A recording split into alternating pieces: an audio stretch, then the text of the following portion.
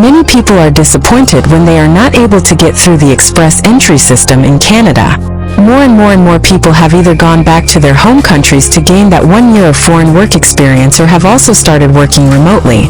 Now, remote work experience while in Canada, remote foreign work experience is still in a gray area, but there are a couple of refusals and PFLs there as well. But largely, if you have proper documentation to establish, if you can prove it, you should be able to get through with this.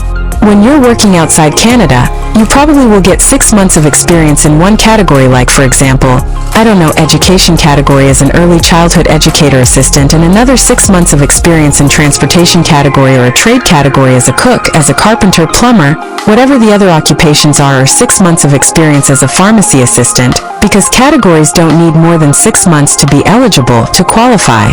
So now suddenly with that 1 year of foreign work experience, you are eligible under the Canadian experience class with a very high score, because now you've got extra 50 points because you already had 2 years of Canadian experience. So extra 50 points for your foreign work experience plus because you managed to get 6 months, you also are now eligible in 2 different categories. Suddenly you now have options with 3 different streams, high score, and what's to stop you?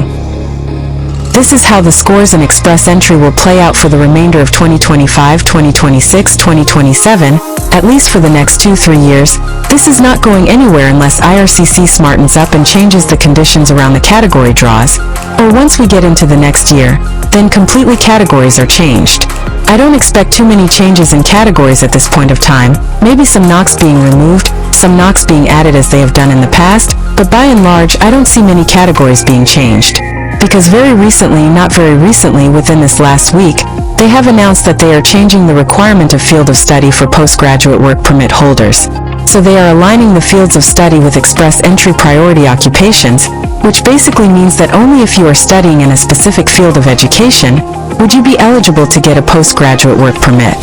And these fields of education are in line with the fields of occupation priority in express entry.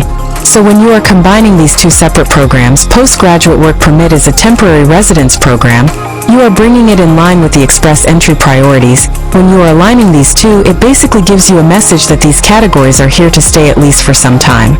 Also, what did they do as earlier cooks? If you are studying any cooking program or field of education as for cooks, those programs were earlier not eligible for postgraduate work permit.